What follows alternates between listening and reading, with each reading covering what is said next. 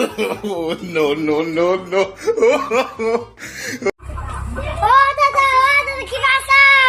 দাদা আইসাম দাদা বেশি ভালো নাই রে ভাই, বেশি ভালো নাই দাদা।